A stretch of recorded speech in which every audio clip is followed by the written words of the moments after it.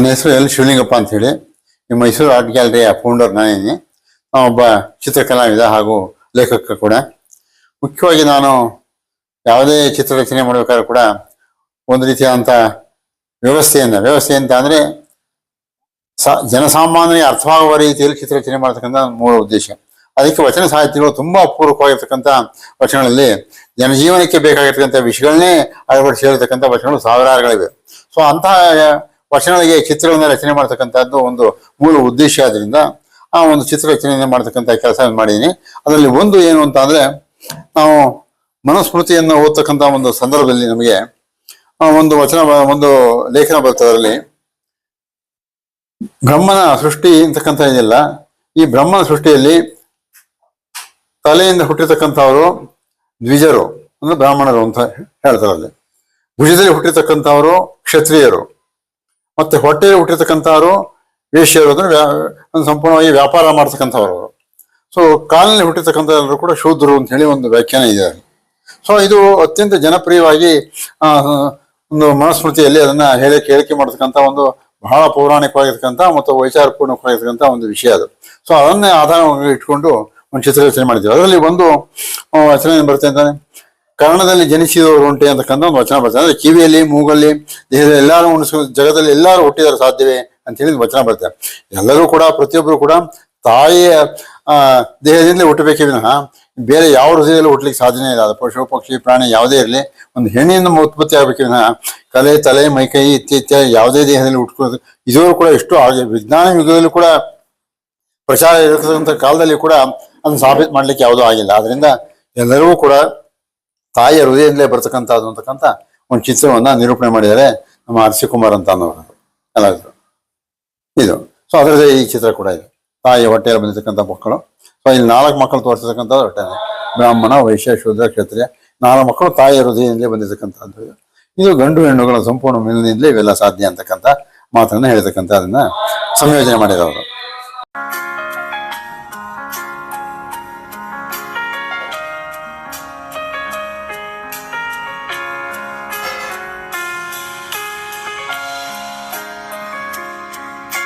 ಇದು 12ನೇ ಶತಮಾನದಲ್ಲಿ ಶಿವಯೋಗಿ ಸಿದ್ದರಾಮ ಅಂತಕ್ಕಂಥ ಒಬ್ಬ ಶರಣ ಹೇಳ್ತಕ್ಕಂಥ ಒಂದು ಮಾತು ಏನು ಅಂದ್ರೆ, ಅವಾಗೆಲ್ಲ ವಿದ್ಯೆಯನ್ನ ಯಾರು ಕಲಿಸ್ಲಿಕ್ಕೆ ಅವಕಾಶನೇ ಇರಲಿಲ್ಲ. ಸೊ ಅದೇನಿದ್ರೆ ಒಂದು ಉನ್ನತ ವರ್ಗದ ಜನ ಮಾತ್ರ ಕಲಿಬೇಕು, ಬೇರೆ ಇನ್ಯಾರು ಕೂಡ ಕಲಿ ಹೋಗಿಲ್ಲ ಅಂತಕ್ಕಂಥ ಮಾತಿತ್ತು. ಅದಕ್ಕೆ ಒಂದು ಹೇಳ್ತಿದ್ದಾನೆ, ವಿದ್ಯೆ ಕಲಿಯಲು ಜಾತಿ, ವರ್ಗ, ವರ್ಣ ಎಂಬ ಭೇದವಿಲ್ಲ. ವಿದ್ಯೆ ಎಂಬುದು ಅಭ್ಯಾಸಗಳ ಸೊತ್ತು, ಯಾರು ಅಭ್ಯಾಸ ಮಾಡ್ತಾರೋ ಅವ್ರಿಗೆ. ಅವಿದ್ಯೆ ಎಂಬುದು ಸರ್ವರ ಸೊತ್ತು ಅಂತಕ್ಕಂಥ ಒಂದು ಅದ್ಭುತವಾದಂಥ ವಚನ ಹೇಳ್ತಾರೆ. ವಚನವನ್ನು ಹೇಳಿ ಏನ್ ನಮ್ಮ ಪುರಾಣ ಕಾಲದಲ್ಲಿ ಏನು ವಿಷಯವನ್ನು ಪ್ರತಿಪಾದನೆ ಮಾಡಿರೋ ಅದಕ್ಕೆ ಸರಿಯಾಗಿ ಹೇಳಿದ್ದಾರೆ. ಎಂಬ ವಚನ ಒಂದು ಪಾರಾಯಣಕ್ಕೆ, ವ್ಯಾಸನದೊಂದು ಪುರಾಣ ಸಮಭಾರದಯ್ಯ. ಎಂಬ ವಚನದ 108ರ ಅಧ್ಯಯನಕ್ಕೆ, ಶತರುದ್ರಿಯ ಯಾಗ ಸಮಭಾರದಯ್ಯ. ಎಂಬ ವಚನದ ಸಾಸಿರ ಪಾರಾಯಣಕ್ಕೆ, ಗಾಯತ್ರಿ, ಲಕ್ಷ್ಮಿ ಜಪ ಸಮಭಾರದಯ್ಯ. ಕಪಿಲ ಸಿದ್ಧ ಮಲ್ಲಿಕಾರ್ಜುನ. ಇದು ಸಿದ್ದರಾಮೇಶ್ವರ ಹೇಳ್ತಕ್ಕಂಥ ವಚನ. ಆ ಸಿದ್ದರಾಮೇಶ್ವರದ ಒಂದು ಚಿತ್ರವನ್ನು ಹಾಕಿ ಎಲ್ಲ ರಚನೆ ಮಾಡತಕ್ಕಂಥದ್ದು. ಸಿದ್ದರಾಮೇಶ್ವರ ಇದು.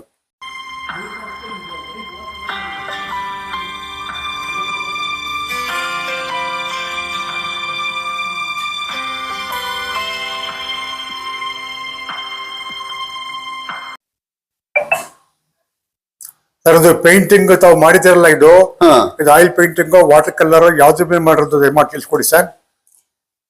ಇದು ಅಕ್ರಿಲಿಕ್ ಕಲರ್ಸ್ ಅಂತ. ಅಕ್ರಿಲಿಕ್ ಕಲರ್ಸ್ ಅಂತ ಹೇಳಿ ಮಾಡೋದು.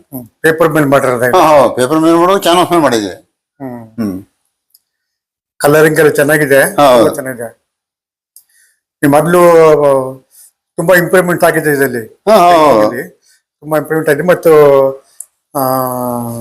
ಪರ್ಫೆಕ್ಟಿವ್ ತುಂಬಾ ಚೆನ್ನಾಗಿ ಬಂದಿದೆ, ಕಲರಿಂಗ್ ಚೆನ್ನಾಗಿ ಬಂದಿದೆ, ತುಂಬಾ ಚೆನ್ನಾಗಿ ಬಂದಿದೆ ಸರ್. ಅದು ಯಾಕಂತಂದ್ರೆ ಮನುಷ್ಯ ಹೇಳುವಾಗ ಒಂದು ಮುಖದ ಎಕ್ಸ್ಪ್ರೆಷನ್ ಇದೆಯಲ್ಲ, ಅದು ಬಹಳ ಮುಖ್ಯ ಅಲ್ಲಿ. ನೋಡಿ ಈ ಕಡೆ ವಚನ ನಂಗೆ ಕವರ್ ಮಾಡಿ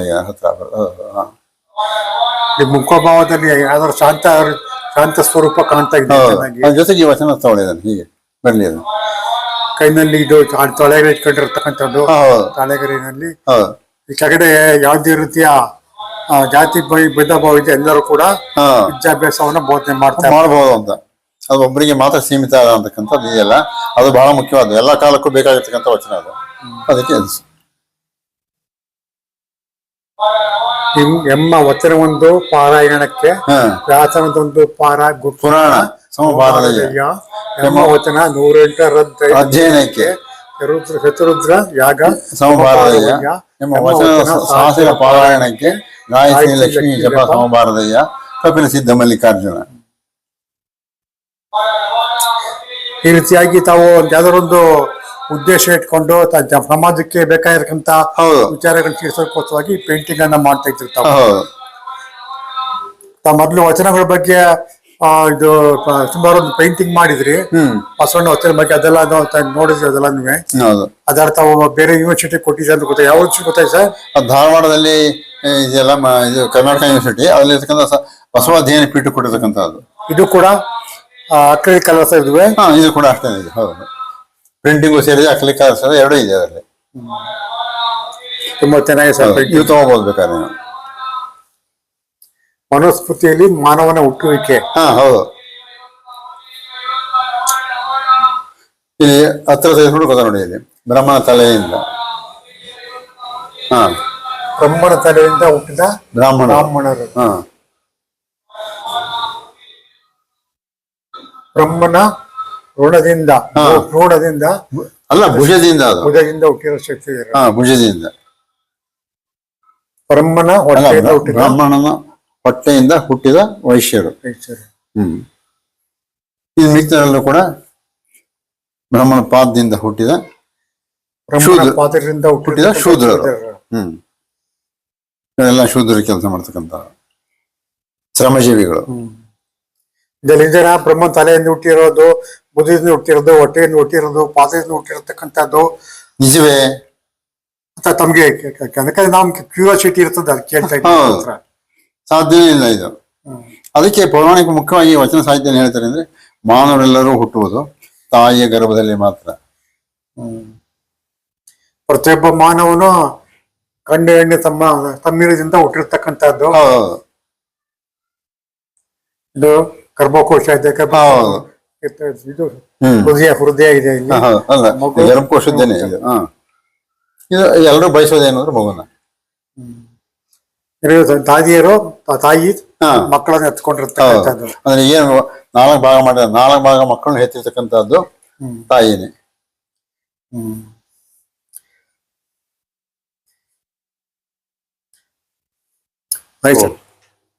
ನಮಸ್ಕಾರ.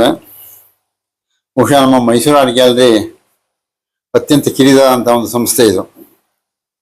ದೊಡ್ಡ ಪ್ರಮಾಣದಲ್ಲಿ ಮಾಡಲಿಕ್ಕೆ ಜಾಗನೂ ಕೂಡ ಸೀಮಿತ, ಹಾಗೆ ಆರ್ಥಿಕವಾಗಿ ಕೂಡ ಒಂದು ಸೀಮಿತವಾದಂಥ ಒಂದು ಕೆಲಸ ಮಾಡ್ತಕ್ಕಂಥದ್ದು ಮಾಡ್ಕೊಂಡು ಹೋಗ್ತಾ ಇದ್ದೀವಿ.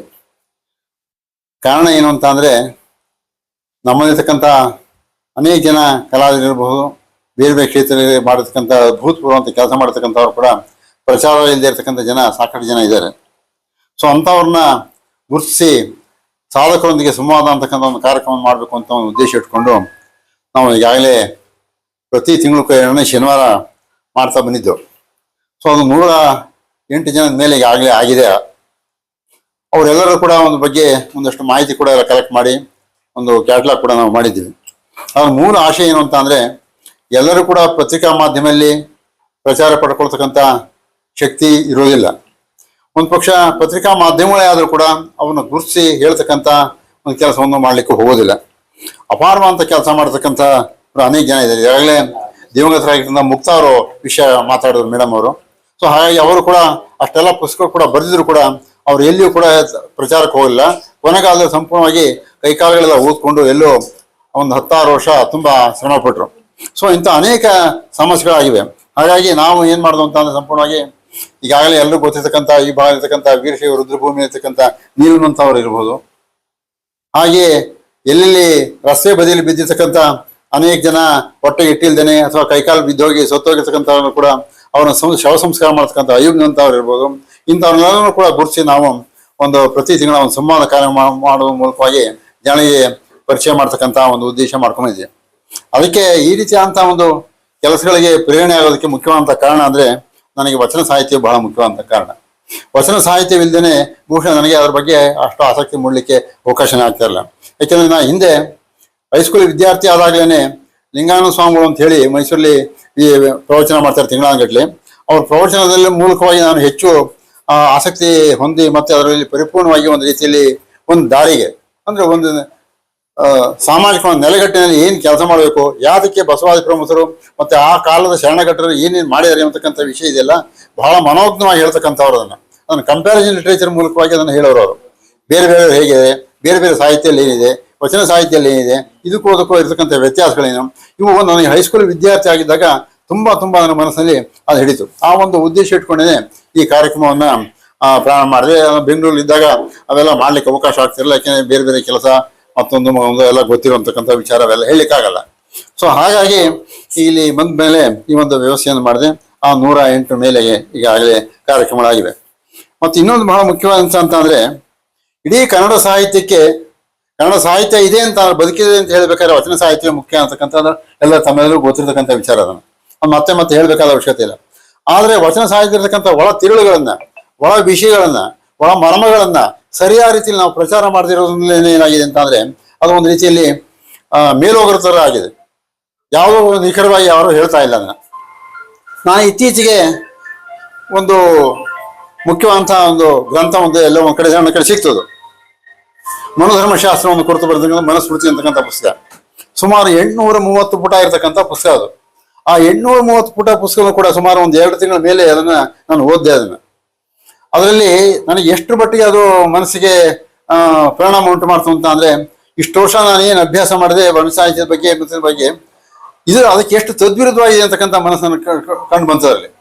ಅದನ್ನು ಸುಮಾರು 1 ಗಂಟೆಗಟ್ಟಲೆ ಬೇಕಾದ್ರೆ ವ್ಯಾಖ್ಯಾನ ಮಾಡಬಹುದು, ಅಷ್ಟೊಂದು ವಿಷಯಗಳು ಅದರಲ್ಲಿ ಅಡಕವಾಗಿವೆ ಅಂತಕ್ಕಂಥ ಇದೆಯಲ್ಲ, ಅದು ಬಹಳ ಮುಖ್ಯ. ಅದರಲ್ಲಿ ಒಂದು ಮುಖ್ಯ ಅಂತ ಅಂದ್ರೆ, ಇಡೀ ಜಗತ್ತು ಇಷ್ಟೆಲ್ಲವೂ ಕೂಡ ಮುಂದುವರೆದಿದೆ. ಇವತ್ತು ಆರ್ಟಿಫಿಷಿಯಲ್ ಇಂಟೆಲಿಜೆನ್ಸ್ ಮೂಲಕವಾಗಿ ಏನೆಲ್ಲ ಮಾಡ್ತಾ ಇದ್ದೀವಿ ನಾವು, ಅಂತ ಕಾಲಘಟ್ಟದಲ್ಲಿ ಕೂಡ ಇನ್ನು ಬ್ರಾಹ್ಮಣ ತಲೆಯಿಂದ ಬ್ರಾಹ್ಮಣರು, ಭುಜದಿಂದ ಕ್ಷತ್ರಿಯರು, ಹೊಟ್ಟೆಯಿಂದ ವೈಷ್ಣವರು ಅಂತ ವ್ಯಾಪಾರಸ್ಥರು, ಮತ್ತೆ ಕಾಲಿನಿಂದ ಮಿಕ್ಕಿದವರೆಲ್ಲ ಶೂದ್ರ ಹುಟ್ಟಿದ್ದಾರೆ ಅಂತಕ್ಕಂಥ ಪ್ರತಿಪಾದನೆ ಇದೆಯಲ್ಲ, ಆ ಪ್ರತಿಪಾದನೆ ಎಷ್ಟು ಮಟ್ಟಿಗೆ ಸಮಂಜಸ, ಅದು ಎಷ್ಟು ಮಟ್ಟಿಗೆ ಸಮಂಜಸ ಅಂತಕ್ಕಂಥ ನಾವೆಲ್ಲ ವಿದ್ಯಾವಂತರಾಗಿರ್ತಕ್ಕಂಥ ಯೋಚನೆ ಮಾಡಬೇಕು. ಸೊ ಹಾಗಾಗಿ ಆ ಒಂದು ವಿಷಯವನ್ನು ಕುರಿತು ಯಾಕೆ ಒಂದು ಚಿತ್ರ ಮಾಡಬಾರ್ದು ಅಂತ ಹೇಳಿ ನಮ್ಮ ಹಿರಿಯ ಕಲಾವಿದರಾದಂಥ ಅರಸಿಕುಮಾರ್ ಅವರ ಪ್ರತಿಪಾದನೆ ಮಾಡಿದಾಗ, ಆಯ್ತು ವಿಷಯವನ್ನು ಕೊಡಿ ನಾನು ಮಾಡ್ತೀನಿ ಅಂತ ಹೇಳಿ ಬಹಳ ಸೊಗಸಾಗಿ ಒಂದು ಚಿತ್ರವನ್ನ ರೂಪಿಸಿದ್ದಾರೆ. ಅದು ಎಷ್ಟು ಪರಿಣಾಮಕಾರಿ ಆಗತಕ್ಕಂಥ ಚಿತ್ರ. ಅದಕ್ಕೆ ಒಂದು ವಚನವನ್ನು ಕೂಡ ಬರುತ್ತದರಲ್ಲಿ, ಕಾಸಿಕಮ್ಮಾರನಾದ ಬೀಸಿ ಹೊಡೆದ ಅಂತಕ್ಕಂಥ ವಚನದಲ್ಲಿ, ಅದರಲ್ಲಿ ಒಂದು ಜಗದೋಳು ಕಾರಣದಲ್ಲಿ ಜನಿಸಿದವರುಂಟೆ ಜಗದೊಳಗೆ ಅಂತಕ್ಕಂಥ ಒಂದು ಪದ ಬರ್ತದೆ. ಇಡೀ ಜಗತ್ತಿನಲ್ಲಿ ಕೂಡ ಕಾರಣ ಅಂದ್ರೆ ಕಿವಿ ಅಥವಾ ದೇಹದಲ್ಲಿ ಯಾವುದೇ ಒಂದು ಭಾಗದಾರ ಕೂಡ ಜನಿಸಕ್ಕೆ ಎಲ್ಲೂ ಕೂಡ ಸಾಧ್ಯತೆ ಇಲ್ಲ. ಅದು ಯಾವ ಜಾಗದಲ್ಲಿ ಸ್ತ್ರೀಯಿಂದ ಆಗಬೇಕೋ ಆ ಜಾಗದಿಂದ ಆಗತಕ್ಕಂಥ ಸಾಧ್ಯ ಅದು. ಸೊ ಅಂತಹ ವಿಷಯವನ್ನು ಕುರಿತು ಅದಕ್ಕಾಗಿ 2 ಕಂಪ್ಯಾರಿಸನ್ ಲಿಟ್ರೇಚರ್ ಮಾಡಿ ಬಹಳ ಸೊಗಸಾಗಿ ಅವರು ಚಿತ್ರವನ್ನು ರೂಪಿಸಿದ್ದಾರೆ. ಅದನ್ನ ಇವತ್ತು ಏನು ಉದ್ಘಾಟನೆ ಮಾಡ್ತಕ್ಕಂಥ ಒಂದು ಸುಯೋಗ ಇದೆ. ಹಾಗೆಯೇ ಸಿದ್ದರಾಮೇಶ್ವರ ಒಂದು ವಚನವನ್ನು ಕುರಿತು ಅದನ್ನ ಒಂದು ಪ್ರತಿಪಾದನೆ ಮಾಡಿದ್ದೀನಿ, ವಚನ ಕೂಡ ಅದರಲ್ಲಿ ಹಾಕಿ ಇಂಥವೆಲ್ಲ ನೋಡ್ಬೋದು. ಉದ್ದೇಶ ಏನು ಅಂದ್ರೆ, ಇನ್ನೂ ಬಹಳ ಮುಖ್ಯವಾದಂತಹ ಒಂದು ವಿಷಯ ನಾವೆಲ್ಲರೂ ಕೂಡ ಗಮನಿಸಬೇಕು ಅಂತ ಅಂದ್ರೆ, ಅದರಲ್ಲಿ ಸಾಕಷ್ಟು ವಿಷಯಗಳಿವೆ. ಆ ವಿಷಯವನ್ನು ಕುರಿತು ನಾವು ಹೇಳೋದು ಗಂಟೆಗಟ್ಟಲೆ ಹೇಳ್ಬೋದು.